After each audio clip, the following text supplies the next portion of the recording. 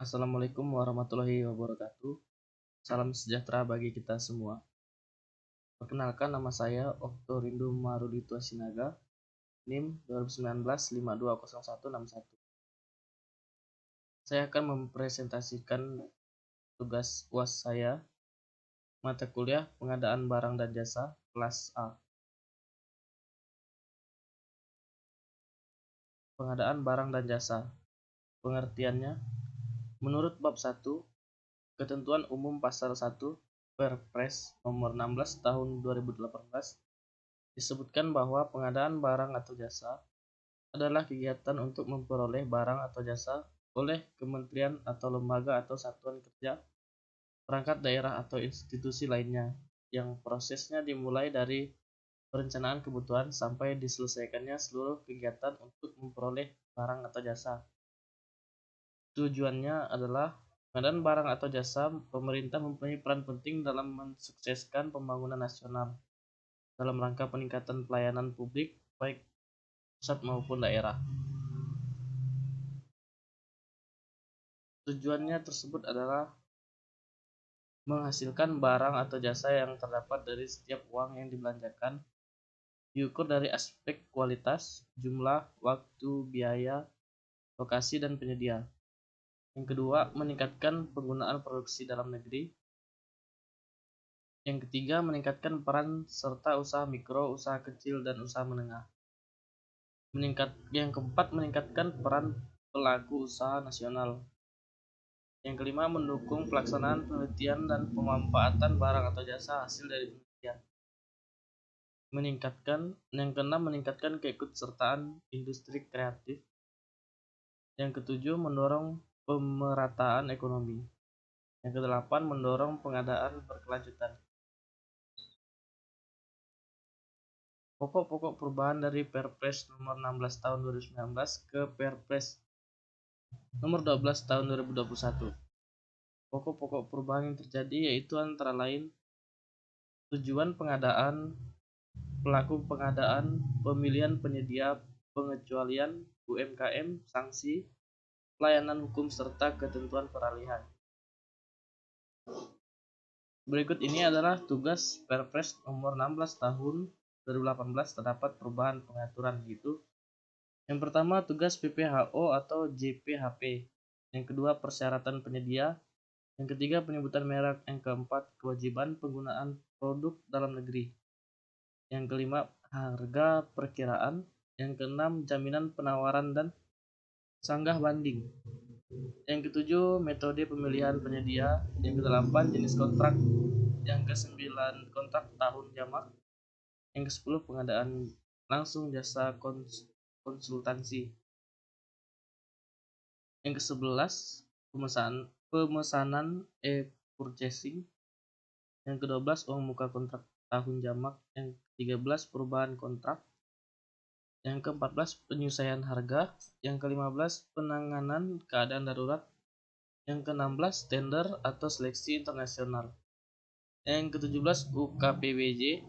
Yang ke-18, pelayanan umum. Dan yang ke-16, pencantuman dalam daftar hitam. Perpres nomor 12 tahun 2021. Apa tujuan diberlakukannya Perpres nomor 12 tahun 2021?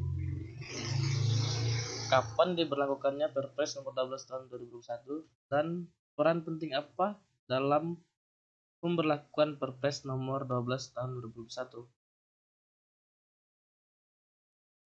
Berikut ini adalah Perpres nomor tahun 2021 sangat penting guna memperbaiki tata kelola, menurunkan permasalahan korupsi dalam tender pengadaan barang atau jasa, meningkatkan transparansi, akuntabilitas, dan juga meningkatkan kecepatan penyerapan anggaran. Perpres nomor 12 tahun 2021 tentang pengadaan barang dan jasa juga akan memberikan pemenuhan nilai manfaat yang sebesar-besarnya dan kontribusi dalam meningkatkan penggunaan produk dalam negeri, peningkatan peran usaha mikro, kecil, menengah, serta pembangunan yang berkelanjutan. Dengan kehadiran Perpres nomor 12 tahun 2001, penyimpangan yang kerap terjadi dalam tender dapat dicegah atau setidaknya diminimalisir. Perpres nomor 12 tahun 2001 juga dapat menambal kekurangan Perpres nomor 16 tahun 2018 yang dianggap tidak mampu meningkatkan pengadaan berkelanjutan. Kerangka acuan kerja. Dijelaskan hal yang harus dilakukan sebelum melaksanakan kegiatan, yaitu dengan menyusun kerangka acuan kerja, di mana di dalamnya kerangka acuan kerja. Kerangka acuan ini sama halnya seperti menyusun proposal kegiatan. Sosialisasi pedoman swakelola.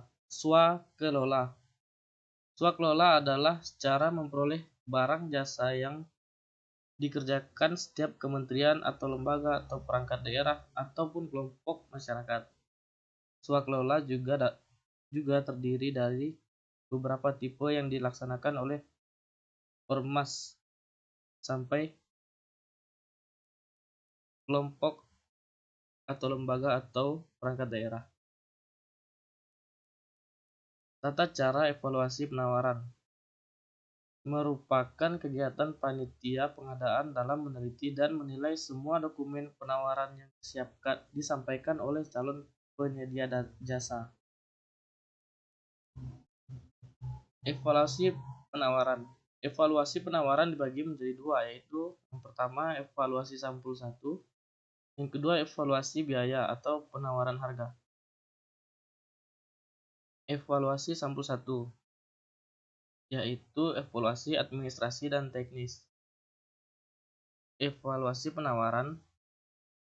Yang pertama itu total harga yang ditawarkan secara keseluruhan dan atau bagian unsur-unsurnya. Yang kedua, bila mana terdapat perbedaan antara penulisan nilai, maka nilai penawaran yang diakui adalah nilai dalam penulisan huruf. Yang ketiga, koreksi aritmatik atas kesalahan penjumlahan volume dengan harga satuan. Dilakukan dengan ketentuan harga tidak boleh diubah. Yang keempat, total penawaran biaya terkoreksi yang melebihi pagu anggaran menggugurkan penawaran. Hasil koreksi aritmatik dapat mengubah nilai atau urutan penawaran menjadi lebih tinggi atau lebih rendah. Sekian dari saya. Jika ada kesalahan kata, mohon maaf. Sekian dan terima kasih.